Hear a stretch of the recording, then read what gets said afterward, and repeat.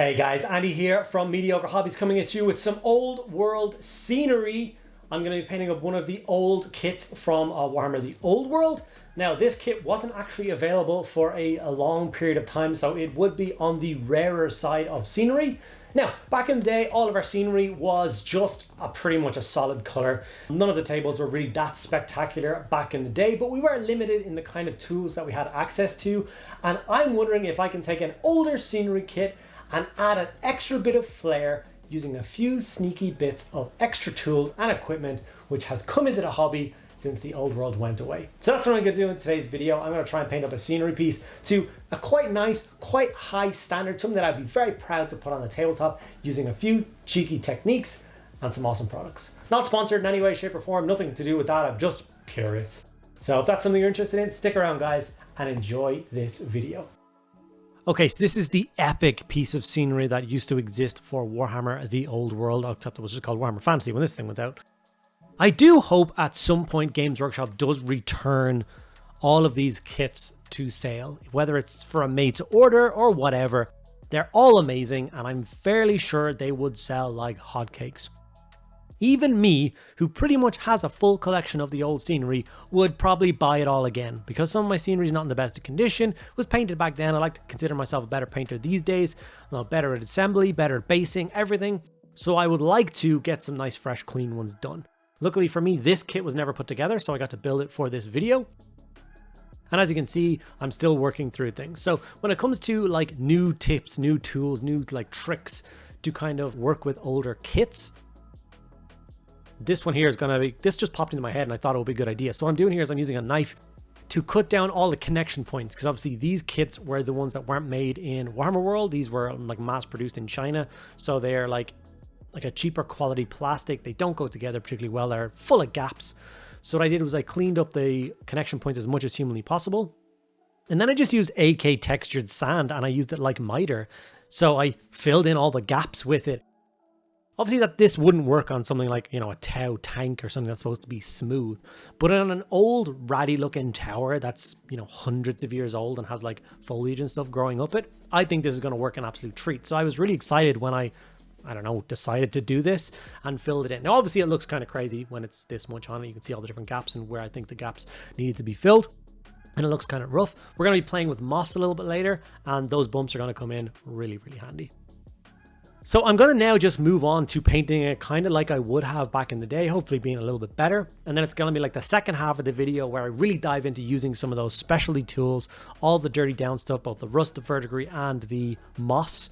I know I said both the and then said three things. I realized what I said as I said it. I apologize. So for now, all I'm going to do is I used a gray spray, gave it a nice solid coat. And then all I'm going to do is dry brush it up. A medium gray and a lighter gray just to get the stone looking kind of stony.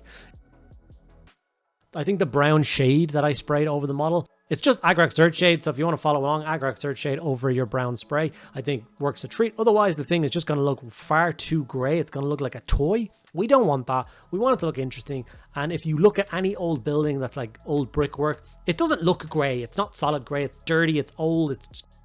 So I think this really kind of dark brown color, then dry brush up through the grays, I think it really works well.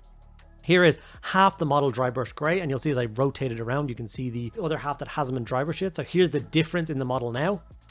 So dry brushed, not dry brushed. So as you can see, dry brushing makes an absolutely huge difference to the model. And obviously there's a million other bits and pieces that need to be picked out. You will notice here that the rockage, the boulders, all that kind of stuff, I haven't really touched that yet because I very much wanted it to be a different direction of gray to, you know, the stonework. I didn't want them to look the same at all. I think that would be a cheap thing to do. They're not going to be the same kind of stone, not going to be the same kind of stone. So yeah, I'm just going to leave them for a minute and I'll get to them in a minute. This is me putting on the lighter of the two. So this is like the final highlight of the gray until I put some effect paints on later on. So once again, it's just a dry, this is actually Celestra gray, which is really bright. And it's just a really light dry brush over the top of that. After that, we just grabbed a dark brown contrast paint and just hit all the wood with that. So obviously this thing has the kind of wooden balcony and the stairs going up and around. I kind of wish it had railings. That would, I think, look really cool. And rickety old railings can be broken in pieces. That's something I may add to it later on. use some old Warcry scenery or something to just add a little bit more to it, maybe, if I can find the time. But this, once again, is just another simple step. Light gray is the color of the stairs now because of the spray, which means it'll take darker contrast quite well. So a nice dark brown contrast works a treat. We're also going to do the wooden panels on the inside of all of the door frames with that color as well. After that, we're jumping over to a bright metallic. And we're going to do all the silver bits. So for me, it's all of the barding framing on the door. I like to imagine that like this is a watchtower. This is like supposed to be a defensive position, whether it be sentries on a border or something like that. I don't think it should just have a flimsy wooden door. Plus I need a few extra areas where I can show off rust later on. So I decided to do all the framing in metallics. I think that's the best way to go about doing it. There's 2 doors, I hit it with both. There's some barding and stuff on a trapdoor up on the roof that I did in silver as well. And then of course there's the big huge clock piece skeleton which goes on the top of this tower. When I said at the beginning of this video that this is quite a rare piece, it is. You won't find any other tutorials online really of how to paint this thing up, or pictures. Finding pictures of it online is really hard. And even when it was built and painted for events, or you saw it in a Games Workshop store or something like that, this piece was always missing. People either didn't bother building and painting it, or else it just broke off. It was a fragile piece and stuff like that. So having it in an events hall that I was constantly getting moved around and mauled meant that it was most likely going to break. I'm going to do my very best to take good care of my one. I think it's a really interesting thing. I think the skeleton acts as a big kind of clockwork, like it's a signal tower. So there's like Mansleib and Morsleib, the 2 moons in his hand. There's like the twin-tailed comet as one and then the moon as the other. So I don't really know what they're signaling. One is safe and one is bad. The enemy's coming, or night and day. I don't really know, but I just think it's awesome. And I think it's definitely a thing that a signal tower would have, or a watchtower would have, to alert the nearby people. Obviously, there might be a string of these things up the mountain, Rohan calls for aid and all that jazz. So we're now going to jump over to the other metallics, obviously bronze and brass. So I'm going to do the entire skeleton in brass, except for the kind of poles holding him and the cogswork stuff at the back. And there's obviously these twin-tailed comet motify bits that are in there. Obviously, there is entire piles of skulls, window frames, so there's 2 kind of window boxes like this filled with skulls. So we're just going to hit it with a really dark brown first, really dark beige first, and then I'm going to give it 2 dry brushes of like a bony color later on, just to brighten them up and make them look like skulls. Like I said before, these are all pretty standard techniques. I think most people who would, have the idea of painting up this tower would follow these steps, absolutely no problem, and get a fairly decent result. Even there's the shingles I'm going to do here. I'm going to do red shingles, and I am going to put some extra effort into them because I want this thing to look nice. Like, I don't know how much, I haven't checked, but this thing on eBay right now is going to cost you a couple €100 to buy. It's quite rare. I don't think it's worth a couple €100. I wouldn't imagine people should pay those kind of extortionate prices, but if you're a collector like me, I have spent that on less before, and I've been delighted when I've won the lot. So I feel privileged by the fact that I was smart enough back in the day to buy these old kits. So I think they deserve a nicer paint job. So I'm going to give them the kind of time and energy that they deserve. So even like I said with those red shingles, I'm going to go through 3 stages of red and like bump those colors up, make it look really sharp and look awesome. Now here I am going in at those boulders again. So I've obviously gotten a dark brown, like a richy kind of grey brown color. I'm going to airbrush those on really quickly. Could have used a brush, no problem. I just want it to be quick.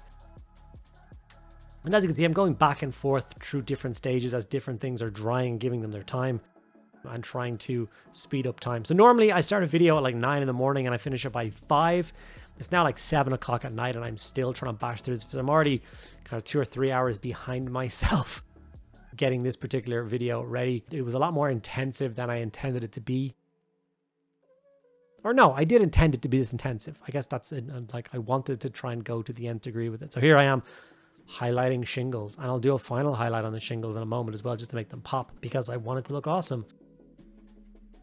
But I underestimated just how many awesome extra details do exist on these old towers, like the window boxes full of skulls, like the shingles, like the door frame, like, all those kind of bits. So I was okay spending the extra time. I was okay finishing the day quite tired, but with an awesome piece of scenery that I'm really proud of. And hopefully you guys will enjoy the journey. We're nearly at the point now where I get to start playing with kind of some of those extra kind of technique-y paints. I know people have tried to do videos of these stuff before. I did the rust one before, but I've never really played around with the Verdigris and the Moss. They can be quite tricky paints to use, so hopefully I can go through a few tips and techniques from you guys while I use them and let you know what I think. So first of all, I'm going to dry brush up some silver over the brass and the other silver parts just to make it pop a little bit before I throw on any verdigris. I'm trying to avoid doing shades and stuff because, like I said, I want to use the technique paints for it. So here is the tower as it currently stands. This is where I would have left it back in the day. It would have looked fine on the tabletop. Cool tower. Looks awesome on a table, like finished. I'm happy. But I want to push it further.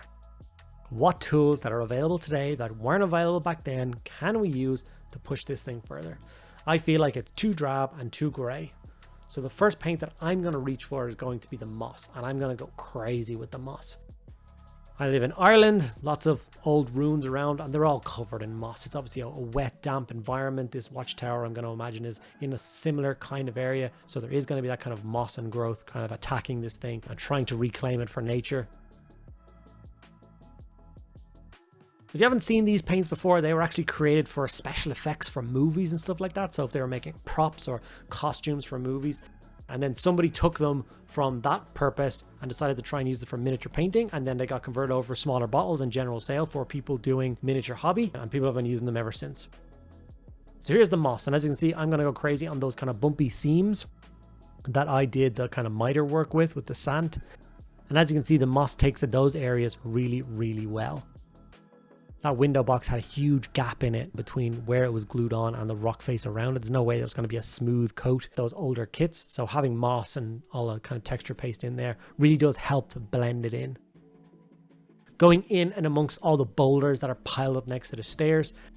And basically you want to think about where moss is going to grow. Like I said, it loves moisture. So if it was like pelting down with rain all the time, where would the rain kind of dry last? Where would the water settle the most? And that's where you want to put the rest. So it's going to be in all the cracks and all the crevices and all the recesses. So even the ledges going around the tower, I'd imagine that's going to hold a little bit of water, hence the growth of moss. Going down the steps where people's feet are actually going to be trotting is going to be worn down and still kind of grey. But in between all the cracks and in against the steps is going to be all that moss and stuff. As you can see, it's very quick to work with. And suddenly we had this drab, boring grey tower, and just with the addition of moss, I think it looks so cool. I'm so pleased with adding that. Like, this definitely had the biggest impact on this piece. The rust works great, the verdigris works great, but for me, that moss is incredible. And it's definitely something I'm going to be reaching for more and more as I create more old world pieces of scenery. I'm getting the itch to do something like Mordheim or Frostgrave or something like that is bubbling and is on the horizon for me, which is going to require an entire table of like custom scenery, walkways and gantries and a river system maybe, or a canal system. So that moss, I'm gonna have to buy bottle after bottle of it. I'm gonna go crazy. Here's me adding the rust. I'm adding it to all the metallic parts that I have added to this. Obviously the frame of the door. There is these extra silver bars, like I don't know whether it's holding kind of dodgy rock work together. But they are bolted through the wall.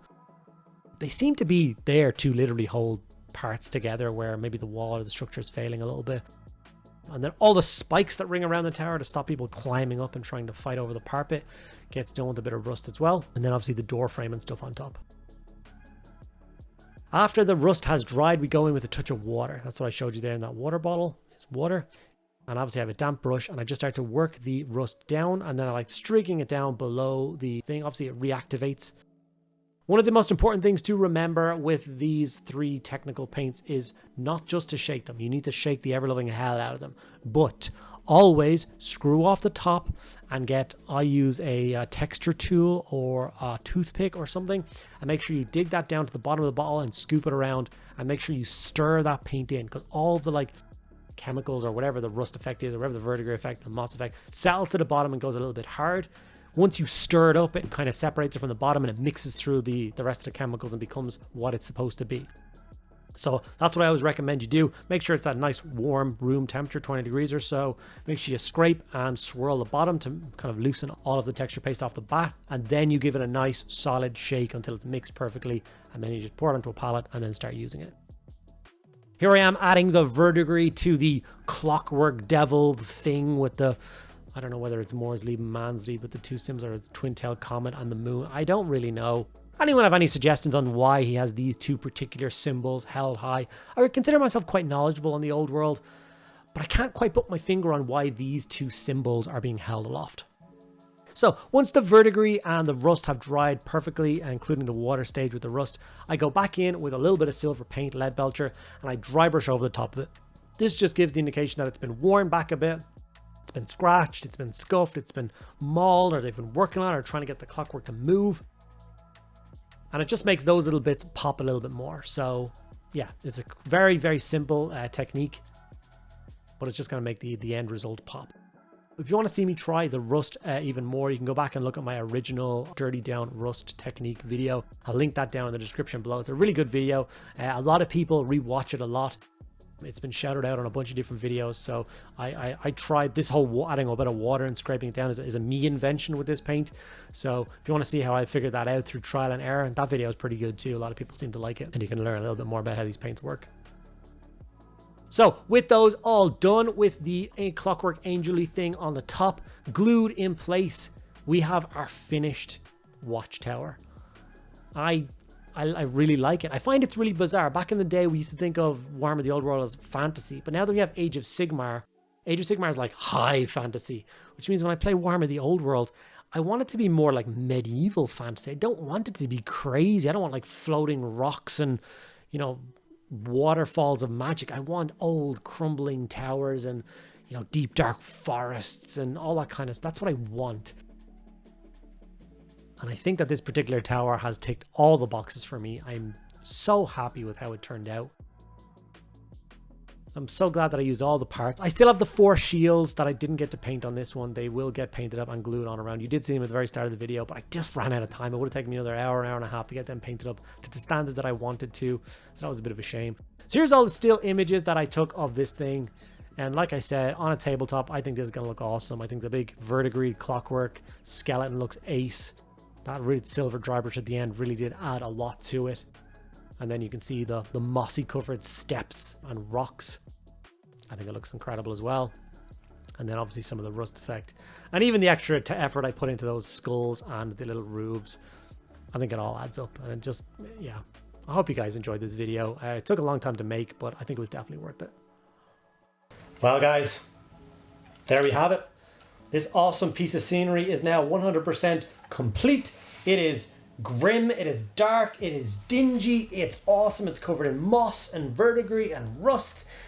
It's fully painted. I love it. It's really cool. It was a lot of fun to do. I've owned this since it came out originally. I only built it a few months back with the random intention of painting it. I never did. Now that the old world is back in full swing and I'm playing a million games of it, I'm going to try and build an entire table of custom new scenery / old scenery, new techniques, and hopefully they'll all turn out as cool as this one. I'd love to know your thoughts on this video, guys. Did you enjoy it? Did you learn anything? Were you tempted to try any of the awesome products available from this video? Please do let me know in the comments below.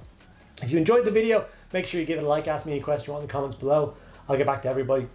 Make sure you subscribe, and if you want to support the channel even further, go that extra mile, think about checking out our Patreon, linked down below. You get access to a private Discord server where you can chat to me about your hobby on a daily basis, and be surrounded by another 350 extra awesome hobbyists who are very nice, very helpful to each other. It's a really nice community.